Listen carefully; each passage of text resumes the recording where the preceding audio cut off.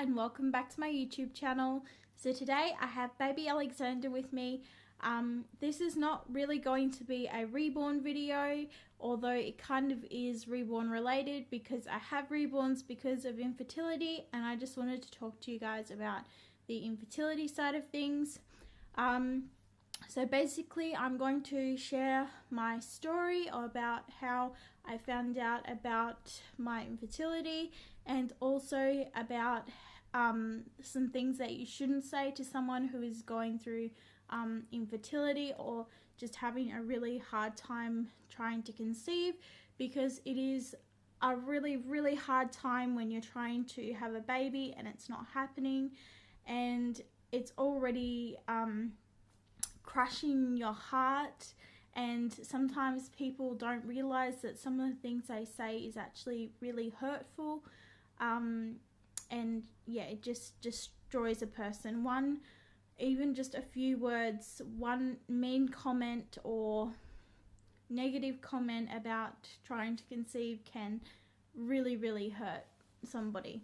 So that's why I'm making this video, to tell you guys some things that I myself and other people who I have talked to who are also going through infertility, some of the things that have been said to them. And it's surprising, people just say the same things over and over again, and it's just really hurtful. So I'm going to, after I tell you what not to say, I'm also going to tell you guys what you could say instead. So first of all, I'm going to start with our story. I have it all on flashcards here so that I don't leave any details out, and I can give you guys the full story about what has happened. And so yeah. So basically our story starts in March of last year. We got married and we were trying for a baby right from the beginning, because my husband, he's 32 now, although at the time he was 31, and I was 20, but now I'm 21. So basically we decided that we wanted a family straight away, that we didn't want to wait until we were much older, because we wanted to do it now while we still were young and had the energy and, you know, all that kind of stuff. So we started trying for a baby from the beginning. So 5 months into trying to conceive, I kind of sensed that something wasn't right.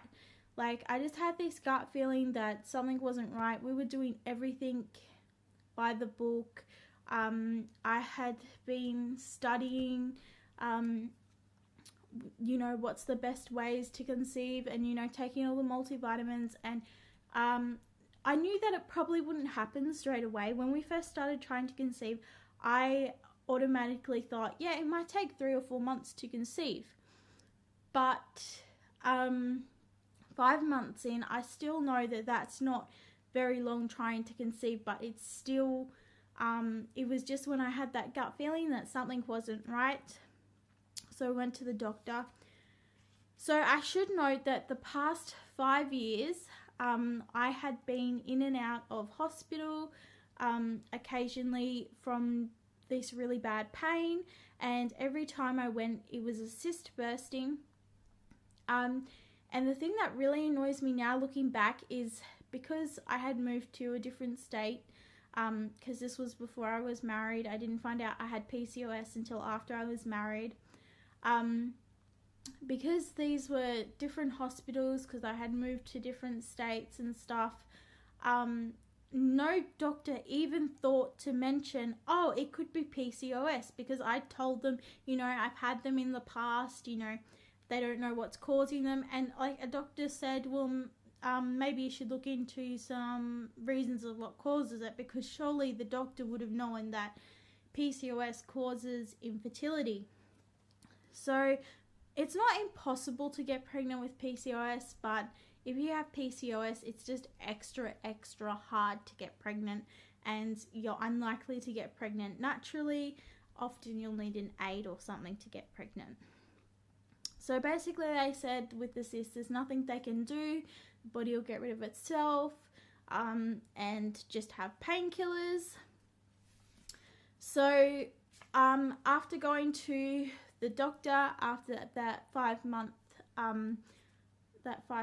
of trying to conceive.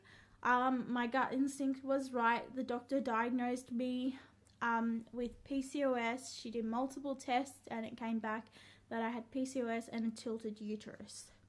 So the doctor tried to get me help from a higher up doctor in the medical field, someone that was trained especially for infertility. But because we hadn't been trying for a year, they wouldn't give me an appointment with one of these doctors. And the reason why this appointment was so important was because they can give me medications that can help me ovulate. Basically with PCOS, you don't ovulate regularly. That's why your cycles are so long. Sometimes you can be like 2 weeks late, and that's the thing that really sucks about it, is that you are late and you go, oh, I could be pregnant, you know, and you get your hopes so high up. Like, being a couple of days late and being 2 weeks late are really two different things. Like, I can handle being a couple of days late. I'm like, yeah, that's fine. But when it's like 2 weeks late, it's like, seriously, I was really had my hopes set up high. So yeah, this last month was really, really, really hard because I was a few weeks late, and it wasn't, I know you guys have probably seen my video on getting my blood test results. I did have my hopes up and I shouldn't have, and it was so close to my birthday, so that was a real kick in the guts. So yeah, basically I couldn't get an appointment with this doctor because we hadn't been trying for a year. So if you are over 35, you can only be trying for 6 months and you'll get an appointment. However, if you haven't been trying for a year and you're under 35, they tell you just to wait a year and then you get this appointment. However, my doctor was quite angry with them because there was obviously a problem. It wasn't unexplained infertility. There was a problem there that needed to be fixed and wasn't going to be fixed by itself. So she was a little bit annoyed that they weren't accepting me, but it was just their rules.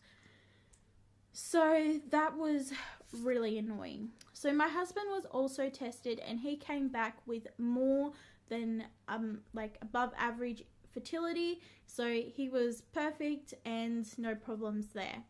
So the doctor, the only thing that she could do, because the other doctors wouldn't accept me, the only thing she could do was put me on a medication called Metformin. She said, we don't know why this works. We just find that people with PCOS are insulin resistant.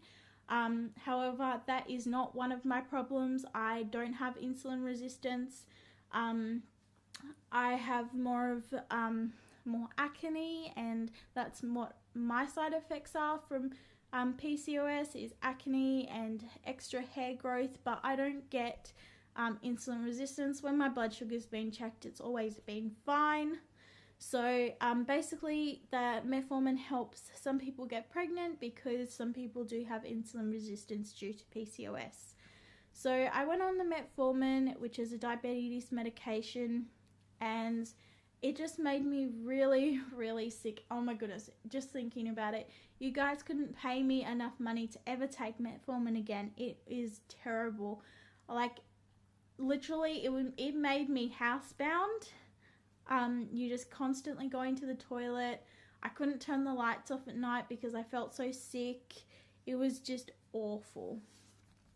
So after the diagnosis of PCOS and tilted uterus and the medication making me sick, we just had to try naturally, and that's what we've been doing ever since.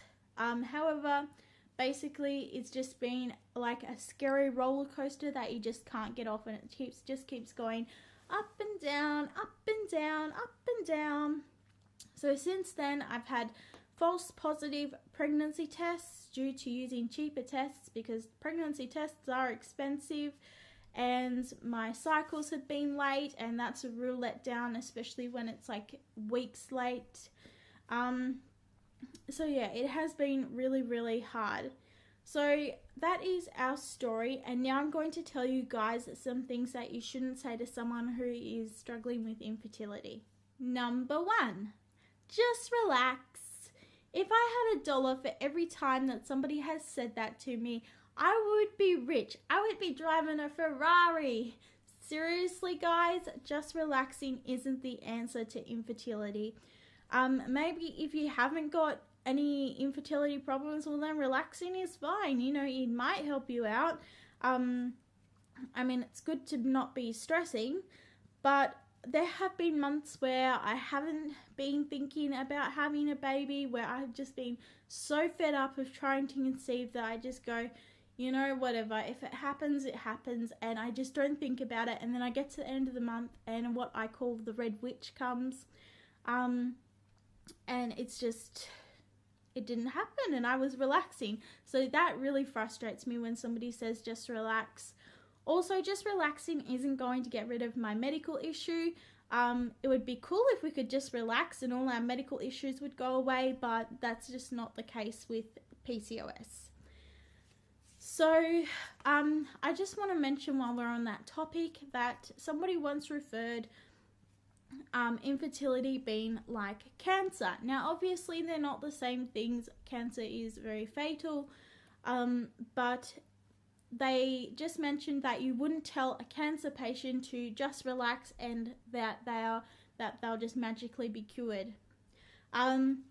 So just like cancer, there is treatment for cancer and there is treatment also for PCOS. However, just like the treatment for cancer isn't a cure, it's not a guaranteed cure. Only some people get better, others aren't so lucky. The same is with PCOS. The treatment that is available for PCOS, it works for some people, it doesn't work for others. There is no cure for these two things. It's just treatment, and it works for some and doesn't for others. So that is how they're really related to each other, is that just relaxing just isn't going to work. And really, they're both very sensitive topics, and they just needed to be handled with just love and care, not negative comments or just relax, you know, because that is really hurtful. I know some people probably say it with the best intentions, but it's just really hurtful. So before you say anything to someone struggling with infertility or any fragile subject like that, just think about it before you say those words, just relax, because they're very hurtful.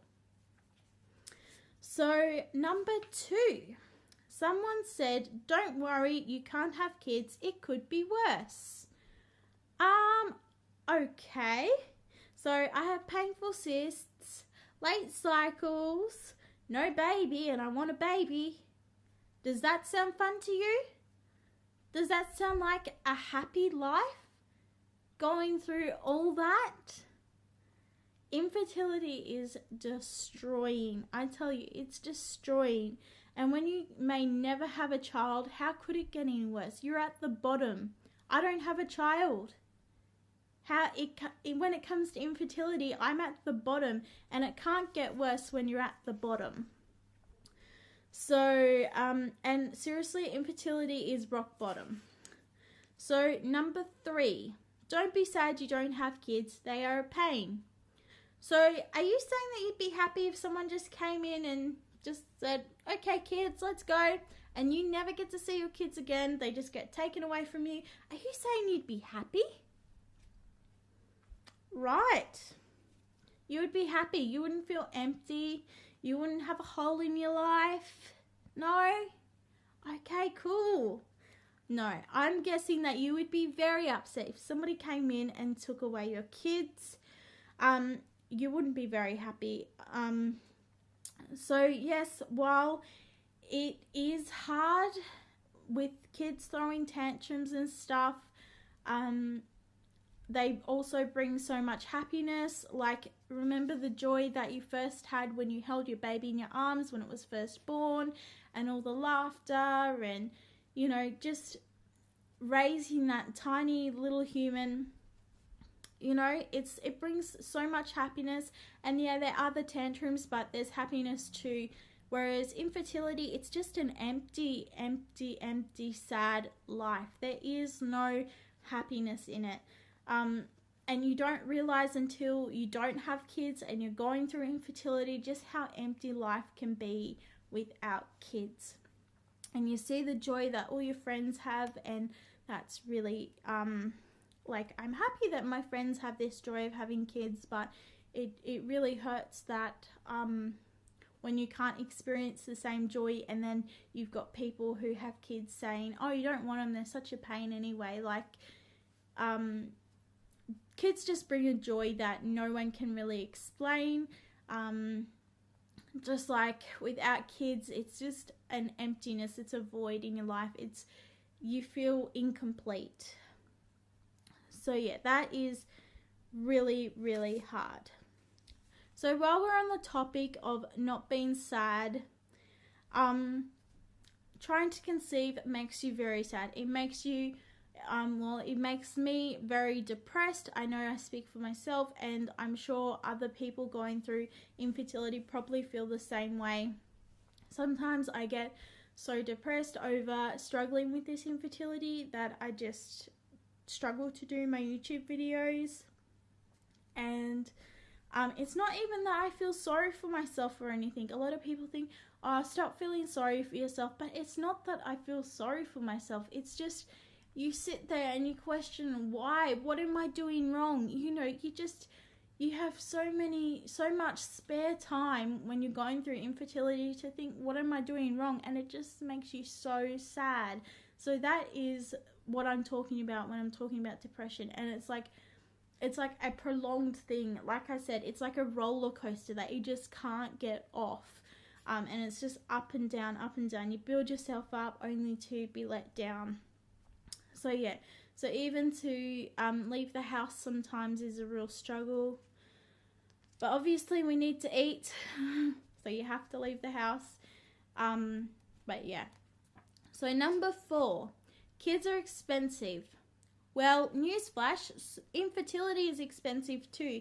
If I could count all the dollars I've spent on medical treatment, doctor's visits, tests, pregnancy tests, they're so expensive. You know, I would have so much money if I wasn't going through infertility. I reckon we've spent so much money on it. It's just crazy. And yes, while kids do cost money, at least your money is going into a child. I'm like spending the money, but I don't have the child. My money's just going down the drain. So really, when you think about it, yeah, kids are expensive, but so is trying to conceive. And when you're trying to conceive, your money's just going down the drain when you have infertility problems. So yeah, that's that one. So yeah, that's what not to say to people who are trying to conceive. As I said before, your comments can be very hurtful. You just have to be really careful because trying to conceive is such a fragile topic, and it can be really hurtful if you say the wrong thing. So they are the things that you shouldn't say, but I'm going to tell you guys some things that you can say if you want to say something to someone who is going through infertility. So instead you could say, I'm here for you. Those words of comfort, honestly, they are the best thing that you can say. I'm here for you. It doesn't have to be a pity party. As I said before, we don't want a pity party. We just need comfort. It makes you so sad and you just need comfort. And somebody just saying, I'm here for you, and a hug. That is like, gives you so much encouragement, and it helps you to keep on going and working towards that goal of having a baby. Also, you could say, well, I hope you have your little miracle soon. You know, again, it's something positive about working towards that goal of having a baby. It's not like just relax. And they are really, like saying just relax and all that, they're very insensitive comments when you think about it. Rose saying, I'm here for you and I hope you get your little miracle soon. They're very uplifting and they can do the world of good, and they help you work towards that goal of having a baby, and they help you get through all the hard times. Sometimes that's all you need to hear, is that I'm here for you and I hope you get your miracle soon. They are the best things that you can say to someone. So, as I said, don't say just relax. Kids are annoying, and don't be sad, because they, it's like a knife being shoved into your chest, honestly. And every time somebody says it, it just gets deeper and deeper and deeper, and it really, really hurts. So I'm very, very lucky that I do have such a wonderful husband who picks me up every time I do fall down.